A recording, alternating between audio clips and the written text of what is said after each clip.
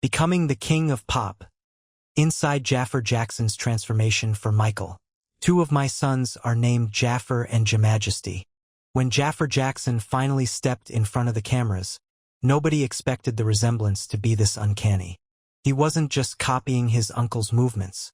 He absorbed the walk, the breathy vocal cadence, the tiny pauses between phrases, until the line between tribute and reincarnation nearly disappeared. From grueling dance camps to full-scale recreations of stadium concerts, his path to this role has been anything but ordinary. Here's how Jaafar Jackson became Michael Jackson for the world to see. A debut single years in the making. Long before he ever slipped on his uncle's famous loafers for the big screen, Jaafar Jackson had already hinted that performing ran through his bloodline. And he proved it far from Hollywood, on the sun-bleached rooftops of Brazil. On June 28, 2019, Jaafar released his debut single, Got Me Singing, introducing his own artistic voice to listeners for the first time. Co-written with hearty indigo, the track blended Latin pop textures with island-inspired rhythms, giving Jaafar room to show off a vocal range that felt effortless rather than forced. Instead of shooting a glossy studio video, Jaafar traveled to Vidigal, the hillside favela overlooking Rio de Janeiro, to film the visuals for the song. Director Marcos Mello followed him weaving through the neighborhood's painted alleyways alongside local dancers, a choice that many viewers compared to the raw street energy of Michael's 1996 "They Don't Care About Us" shoot in Salvador. Whether or not that comparison was intentional, Jaafar's loose, fluid movement made it clear the family's signature style hadn't skipped a generation. There's also a widely shared image online showing Jaafar performing before a packed crowd in a sharp black suit, his stance and expression drawing immediate comparisons to Michael. In the photo, Beyoncé appears stunned, while Chris Tucker, Britney Spears, and Chris Brown watch from the front row looking equally caught off guard.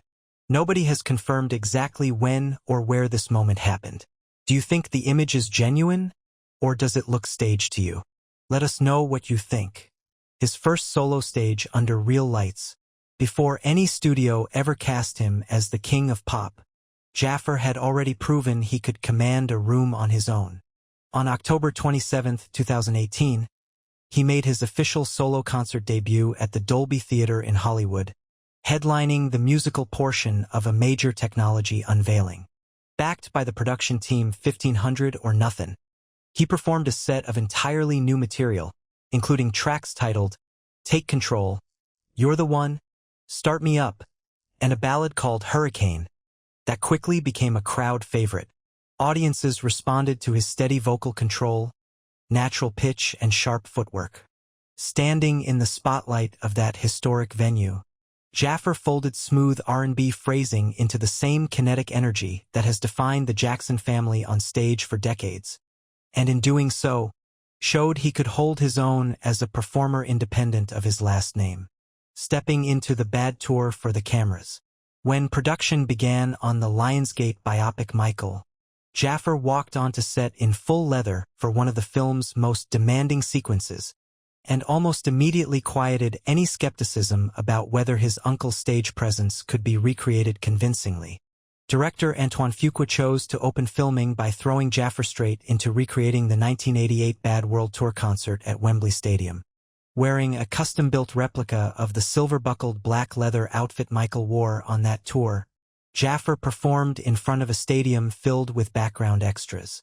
From his spins and toe freeze combinations to the raw vocal push required for the title track, the performance reportedly left even veteran crew members and executive producer Graham King visibly moved. By nailing the small physical accents most people wouldn't consciously notice, Jaafar signaled early on that this wasn't going to be a surface-level impression. Recreating the Motown 25 moonwalk. Few dance moments in music history carry as much weight as Michael's Motown 25 performance, and to film it, Jaafar returned to the very stage where it originally happened, the Pasadena Civic Auditorium. Fuqua used period-accurate camera setups modeled on 1980s broadcast television to give the sequence an authentic visual texture. Dressed in the sequin jacket, the single sparkling glove, and the black fedora, Jaafar walked through every beat of the 1983 routine, the tilt of the hat, the dramatic toss of the glove, and finally the backward glide that made the moonwalk a cultural phenomenon overnight. People on set described his timing and shoulder movements as remarkably close to the original footage, right down to the pauses between steps. Facing the thriller zombies. To bring the thriller short film back to life on screen, the production rebuilt the fog-covered street set from John Landis's original 1983 shoot in painstaking detail. Jaafar was joined by a large ensemble of dancers who spent hours in makeup chairs having prosthetics applied to match Rick Baker's Oscar-winning creature designs. Under heavy stage lighting, Jaafar led the group through Michael Peters' tightly synchronized choreography, matching the head snaps, clawed hand gestures, and sharp rhythmic pauses that made the video a genre-defining moment in pop culture. Watching him lead a crowd of monsters through that routine, it's easy to see why this sequence became one of the most talked-about parts of the shoot. Finding the vulnerability in human nature. Behind the pyrotechnics and the physical spectacle was a much softer side of Michael's artistry, one built on quiet vocal control rather than choreography. Written by Steve Porcaro and John Bettis for the 1982 album Thriller, Human Nature asked for restraint rather than showmanship. On set, Fuqua stripped the staging down to a single performer under a soft blue light, mirroring how Michael often delivered the song live on tour. Jaafar sang the number live during filming rather than lip-syncing, working to match the delicate falsetto, breathy phrasing, and small vocal hitches that made the original recording so intimate. Sound engineers on the shoot noted that capturing those quiet imperfections mattered just as much as hitting the right notes. Bringing Beat It street energy back. Beat It was never just a music video. When it was filmed in 1983 under director Bob Giraldi, it famously brought real members of rival gangs together on the same set. For Michael, the production rebuilt the warehouse and alleyway locations to capture both the video shoot and the tour rehearsal footage tied to the song. Wearing the red leather jacket with its distinctive zippered shoulders, Jaafar trained with choreographers to master Michael Peters' sharp, combative choreography, the synchronized group formations, the aggressive arm thrusts, and the dramatic knife flick sequence that gave the video its edge. What made this segment stand out on set wasn't just the dancing, but how closely the tension of the original footage was replicated.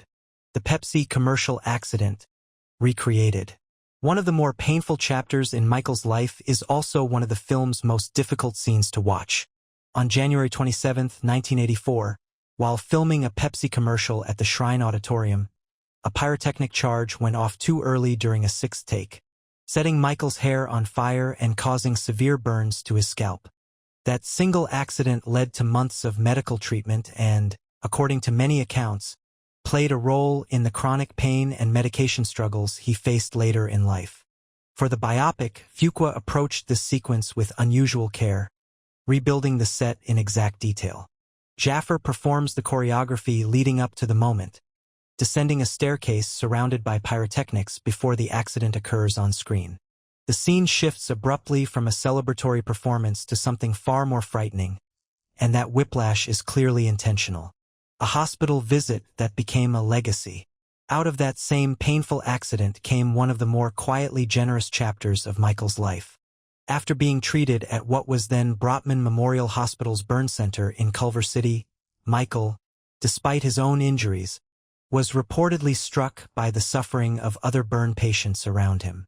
He later donated his settlement from the Pepsi lawsuit, reported at $1.5 million, to help fund a burn treatment center at the hospital. The film recreates these hospital visits in a much quieter register than the concert sequences. Jaafar walks through recovery wards, offering comfort and support to young patients, a moment meant to highlight the side of Michael that rarely made headlines. What do you think shaped that instinct in him more, the accident itself or something in how he was raised? When the extras stopped acting. During filming of the concert sequences, something unusual reportedly happened. Fuqua filled stadiums with thousands of background extras to simulate the scale of Michael's real tours, expecting to have to direct their reactions carefully. Instead, once Jaafar stepped into the lights in full costume and began moving through the choreography, The crowd's response became difficult to manage in the opposite direction. Extras were said to be crying, shouting, and reaching toward the stage without being cued to do so. Fuqua has spoken about how hard it was to get the crowd to settle between takes.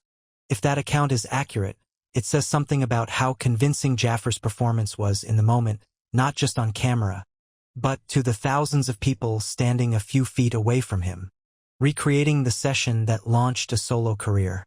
"Don't Stop Till You Get Enough" marked Michael's shift from group performer to solo powerhouse.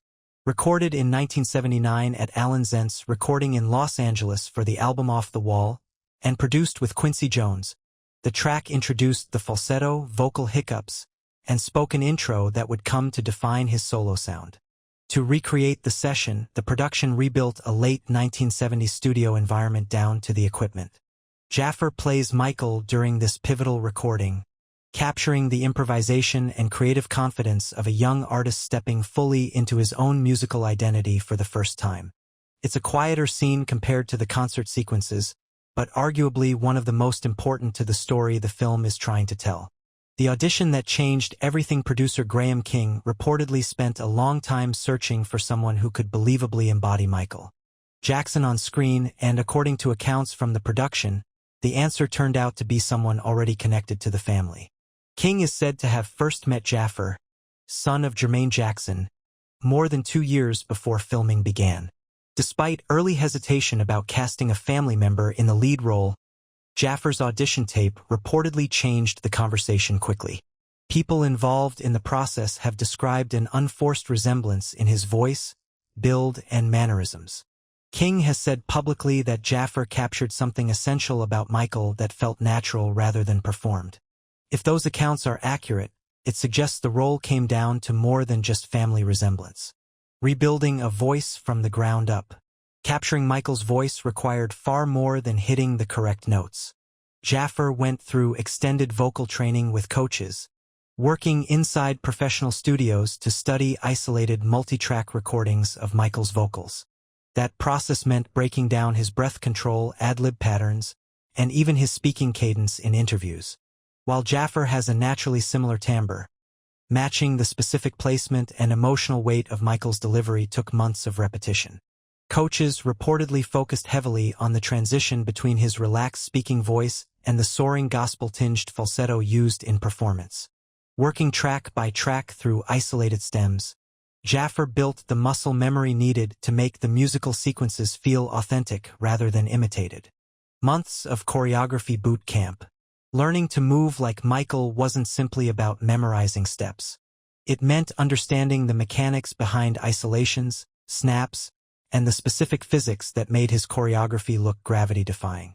Jaafar trained under choreographers Rich and Tone Talagega, who had worked directly with Michael starting in the 1990s during the History era and brought first-hand knowledge of his movement style to the production. Day after day, the brothers walked Jaafar through the smallest details. The exact angle of a fedora tilt, the sharpness of a wrist snap, the timing behind a spin, the weightless quality of the moonwalk's footwork. Rather than teaching pure mimicry, they focused on the emotional intent behind each movement, so that the choreography carried meaning rather than just looking technically correct. Training like an athlete, performing Michael's routines repeatedly across a filming schedule required a level of physical conditioning closer to professional sport than acting. Recreating full concert sets from tours like Dangerous or Bad meant running through 10-minute high-intensity routines under hot stage lighting, over and over, take after take. Jaafar worked with sports physiologists on a conditioning program built around metabolic training and footwork drills, including ladder work, reactive agility exercises, and joint stabilization routines aimed at preventing injury during extreme moves. Rehearsals often ran past 5 hours, and by treating the role with the discipline of athletic training rather than simple dance practice, Jaafar built the stamina needed to sustain that level of performance across an entire production schedule. Nearly 3 years of physical transformation. Before any of that on-set training began, Jaafar underwent a long-term physical transformation with celebrity trainer Magnus Lidback, built around Lidback's own conditioning method. Rather than chasing bulk, the program prioritized lean muscle, core stability, and joint longevity, qualities suited to absorbing the repeated impact of spins, toe stands, and sudden stops. Over roughly 30 months, Jaafar combined resistance training with rotational core work and mobility exercises, alongside a structured nutrition plan designed to keep his energy consistent while maintaining a lean, athletic frame. It's the kind of preparation audiences rarely think about when watching a dance sequence on screen, but it's arguably what made the more demanding routines physically possible at all. Private family archives. Away from the stage lights, Michael was, by most accounts, a far quieter and more complicated person than his public image suggested. To understand that side of him, Jaafar was given access to the Jackson family's private archives, with support from his grandmother, Jaafar Jackson, and his father, Jermaine. He reportedly spent hundreds of hours reviewing home videos, personal recordings, and family journals spanning decades. That research gave Jaafar insight into Michael's private speaking cadence, his sense of humor, and small habits that never made it into interviews or performances. Rather than building his performance solely from public footage, Jaafar drew on first-hand family memory, an approach meant to bring out the more vulnerable, private version of Michael that existed once the cameras stopped rolling. Building the costumes for performance, not just display. Turning Jaafar into a screen-accurate version of Michael required more than recreating iconic outfits. It meant building clothing that could survive physically demanding choreography without losing its shape. Costume designer Marcy Rogers led the effort to recreate pieces like the crystal-covered glove, the military-style jackets, and the silver-zippered red leather suit, all built with close attention to historical detail. But designing for film performance created its own set of problems. Rogers and her team incorporated hidden gussets, lightweight breathable fabrics, and reinforced seams into the garments, allowing Jaafar to execute hard spins, sudden drops, and toe stands without the costumes tearing or losing their silhouette on camera. It's a reminder that even the most iconic outfits in pop history had to be quietly re-engineered just to survive being worn on a modern film set. So, after everything you've just seen, where do you land? Is Jaafar carrying his uncle's legacy forward in a genuine way? Or is there only ever going to be one Michael Jackson? Share your take in the comments below, and if any part of this surprised you, leave a like and follow along so you don't miss what comes next.